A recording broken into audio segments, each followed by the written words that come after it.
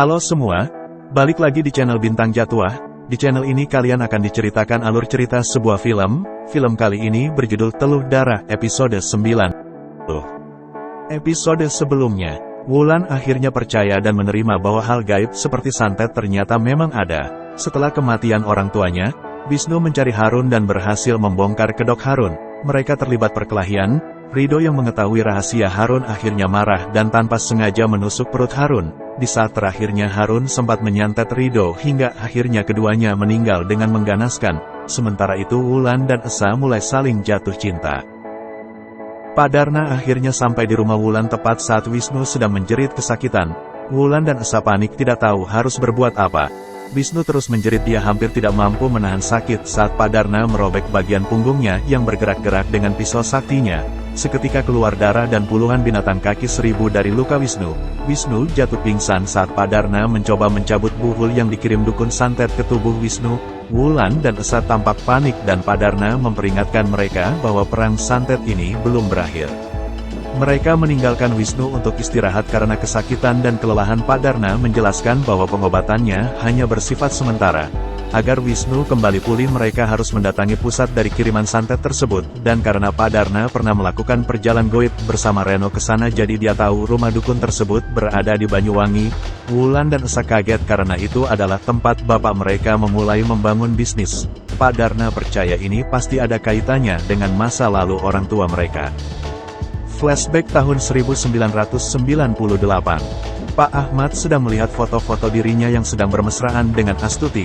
Di depannya, duduk Hasan yang dengan sedikit takut-takut mengancam akan menyebarkan foto tersebut pada istri Pak Ahmad kalau dia tidak memberinya sejumlah uang. Hasan adalah abangnya Harun yang waktu itu bekerja di perusahaan milik Pak Ahmad. Mungkin karena terdesak ekonomi, Hasan memilih untuk memeras Pak Ahmad dengan foto-foto perselingkuhan tersebut. Wulan dan Esa datang ke rumah Atik. Mereka sangat menyesal atas apa yang terjadi. Mereka berencana berangkat ke Banyuwangi dan ingin memperoleh sedikit informasi dari Atik sebelum berangkat. Dan benar saja di sana masih ada temannya Ridho yang mungkin bisa dimintai keterangan tentang semua yang terjadi di Banyuwangi pada tahun 1998. Wulan sedang packing barang-barang yang ingin dibawa ke Banyuwangi saat melihat Wisnu yang sedang sakit dan lemah. Dia tidak bisa membendung air matanya. Semua yang terjadi begitu berat untuk dipikulnya sendiri. Dia tidak kuat menghadapi masalah yang datang bertubi-tubi. Esa datang menghampiri. Dia mencoba menguatkan Wulan.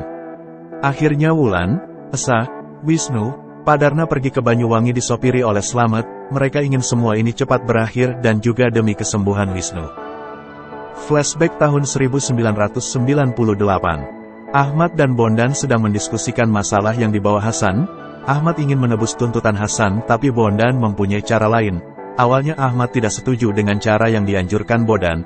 Dia berjanji hanya akan membuat Hasan kapok, tidak akan membunuhnya. Bondan kemudian membayar 3 orang preman kampung yang bersedia untuk menggertak Hasan. 2 diantaranya adalah Ridho dan Gatot.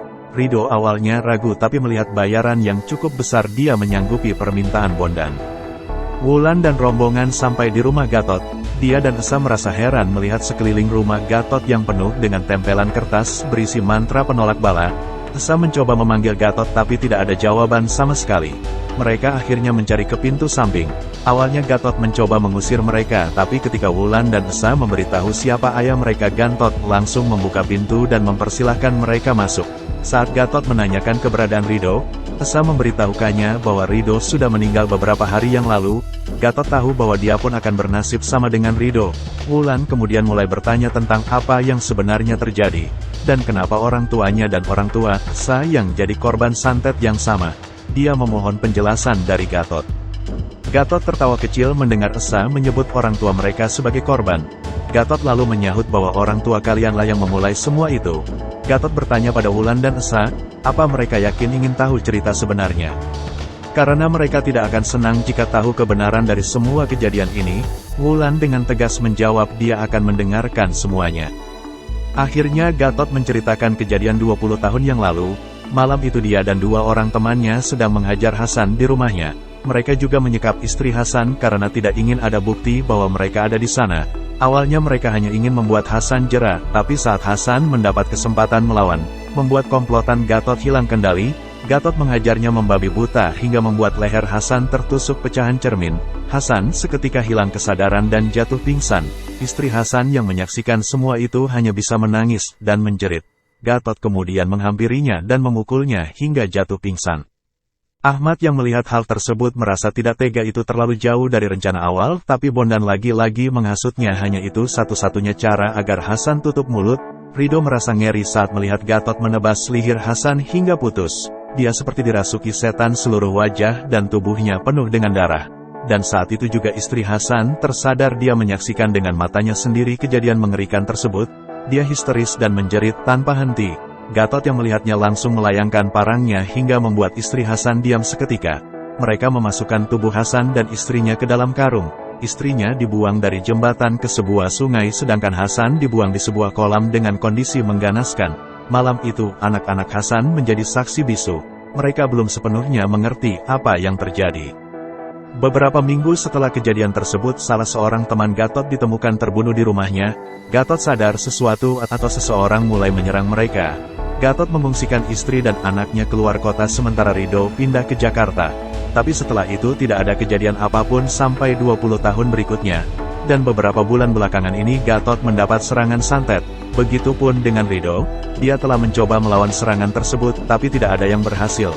Gatot hanya bisa menyegel seluruh rumahnya dengan mantra penolak bala untuk menghindari serangan lainnya, dan untung dia bisa bertahan sampai Wulan dan Esa bisa menemuinya. Wulan tidak terima dengan cerita Gatot sementara Esa duduk tertunduk lesu. Dia masih tidak percaya dengan apa yang didengarnya. Tapi Gatot meyakinkan mereka bahwa itulah kejadian sebenarnya. Esa dan Wulan melangkah lunglai keluar dari rumah Gatot. Gatot meminta mereka untuk balik esok harinya. Di hatinya mulai ada keraguan, jangan-jangan mereka memang tidak sepenuhnya mengenal orang tua mereka. Di hotel Padarna terus berusaha mengobati Wisnu yang semakin lemah dan tampak kesakitan.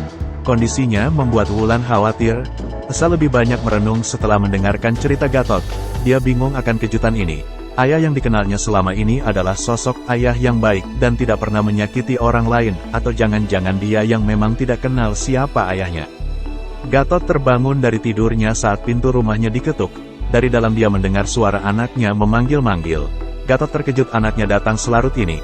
Dia buru-buru membuka pintu dan melihat anaknya berdiri di halaman. Saking rindu terhadap anaknya, Gatot lupa menutup pintu dan melewati pembatas yang dipasangnya di depan pintu rumahnya. Tiba-tiba pintu rumahnya tertutup dengan sendirinya. Gatot menoleh ketakutan, dia mulai sadar dan berlari menuju pintu rumahnya, tapi saat dia membuka pintu langkahnya terhenti. Perutnya dihujani tusukan berulang kali oleh seseorang dari balik pintu. Gatot tidak sempat membela diri, dia jatuh tersungkur berlumuran darah.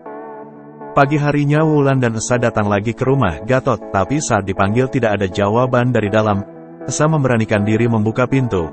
Dia tak menemukan siapapun hingga kakinya menyentuh sesuatu, dan betapa terkejutnya mereka karena itu tubuh Gatot yang telah terpisah dari kepalanya. Esa terduduk lemas melihat itu semua. Dia tidak percaya semua terjadi begitu cepat, dan juga mereka kehilangan saksi kunci satu-satunya, dan film pun bersambung. Jadi guys, itu tadi alur cerita film Telur Darah episode 9. Besok upload episode 10 ya, episode terakhir. Jadi kalau kalian suka dengan video ini tolong bantu support dengan like, komen, share dan subscribe ya. Terima kasih telah menonton.